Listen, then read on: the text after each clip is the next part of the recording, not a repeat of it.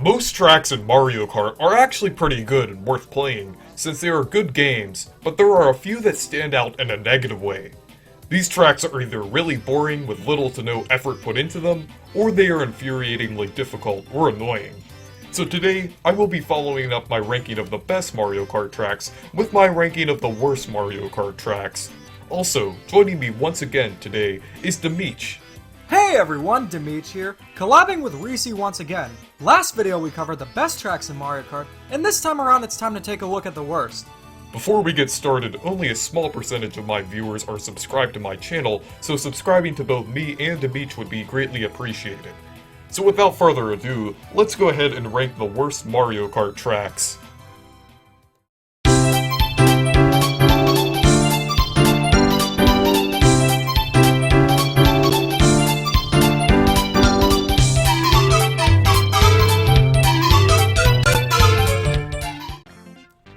Mario Kart Wii is my favorite Mario Kart game, and with most of the tracks in the game being memorable, like Coconut Mall and Maple Treeway, Luigi's Circuit falls behind for having a lack of innovation. Other than the slight Luigi theming, this track has little to no things to offer, as it is just a simple loop. It doesn't showcase any of Wii's new features except for only one ramp to trick off of, which is weird as it's the first track in the game.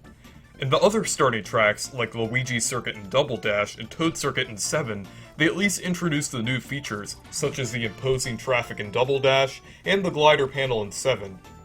Luigi's Circuit Wii barely shows any new features and is basically just a basic loop with a few dash panels. Even Figure 8 Circuit, which I consider putting on this list, at least has an overpass to make it slightly more interesting. Overall, Mario Kart Wii's Luigi's Circuit is a very boring track with very little innovation at all, which makes it stand out from Wii's amazing tracks. Mario Kart 8 is home to many great tracks, but it's not all Betty's and cream. When it comes to the tracks that most people consider the worst in the game, most say Bone Dry Dunes, but in my opinion, Ice Ice Outpost is the worst track in the game. The track is not very interesting layout-wise, and it's really basic. Some basic tracks can be saved with really cool theming, but not here. And overall, it's a pretty bland track. It's not horrible, but nothing special. After playing Double Dash, it seems slightly more difficult than the other games in the series.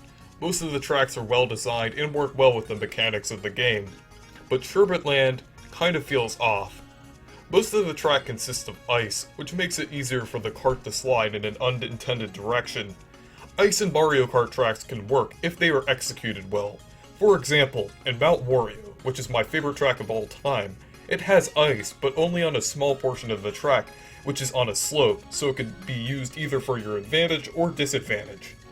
However, when ice is used on a flat surface, it almost feels like you're losing control of the kart, and it feels like you're controlling the train on that one scene from Polar Express.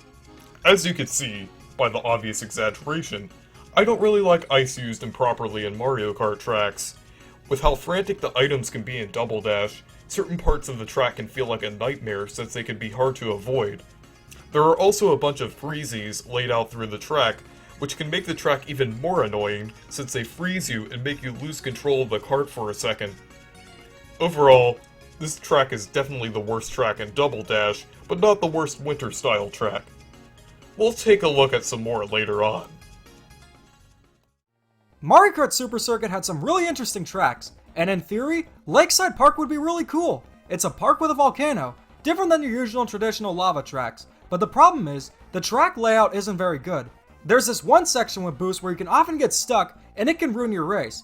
This is my least favorite track in Super Circuit, and one of the worst Mario Kart tracks.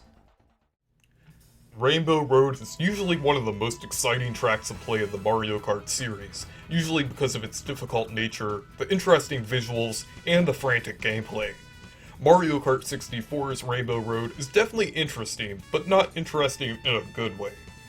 This version of Rainbow Road takes nearly 6 minutes to complete on the fastest speed, and it's really boring since the background is mostly black. In Mario Kart 8, the retro version of this track is actually only one lap, with 3 different segments. That goes to show that this track is way too long and definitely shouldn't have been 3 laps long. There are also chain chomps on the track too, and it's literally one of the only obstacles in your way, as it's really hard to fall off. Since there is very little challenge involved, and a very long length for this track, it basically makes this an endurance track to see how long you can keep playing before your hands get tired. Overall, this is definitely the worst version of Rainbow Road, and its only redeeming quality is the music. Almost every track from Mario Kart 64 has been turned into a retro track, except one. And knowing this track, I can see why Nintendo hasn't remade it yet. Wario and Waluigi are known for having some of the best tracks in the entire series, but of course there's going to be a dud. Wario Stadium from Mario Kart 64 is an overly long, boring track that doesn't have much interesting going on. It could benefit from being turned into a retro track, but it's not a track I look forward going back to in its current state. Well, here we go. Another ice-themed track with the familiar name of Sherbet Land, but this time in Mario Kart 64. What is it with the name Sherbet Land and it being a bad winter-themed track? Maybe that's the reason why Nintendo chose DK and Wario to be the mascots for winter-themed tracks in later games, rather than using the likely cursed name of Sherbet Land. This track happens to be even worse, since almost the entire track, with the exception of the cave, is covered in ice. This track also has many narrow gaps, making it really easy to slip into the water if you're not careful. What makes this track even worse is that there's way too many penguins, which can make you spin out or lose control of the kart. This time, they're even easier to hit compared to the Freezies in Sherbet Land and Double Dash. The visuals and scenery are also very bland and dull, because it's mostly a dirty white color, with only steep slopes serving as the background. Mario Kart 64 is definitely not the best looking Mario Kart game due to it being a Nintendo 64 game, but this just looks underwhelming compared to the rest of the game. Sherbet Land is definitely one of the worst tracks in Mario Kart 64, if not the worst. Vanilla Lake 1 is not a good track. Why is that? The contrast of the colors on the tracks don't mesh well with the light blues and the whites, making it a bit hard to see what you're doing. But the biggest problem is the ice blocks scattered around the stage. You'll constantly be running into them, and you can barely see them. Combine that with the poorly aged gameplay of Super Mario Kart, and you got a track that is really bad. Thankfully, Mario Kart Tour's remake of the track is actually pretty fun, so I'm referring specifically to the original SNES version. So the question is, what could be worse than this? This next track, and one of the worst Mario Kart tracks, definitely has the most original name out of all of them, being Bowser's Castle 2. Yes, that Bowser's Castle, the one with the dead end in the middle of it. Who the hell thought that adding a dead end was a good idea in the Mario Kart track, since you have to back up and turn around to get back onto the track?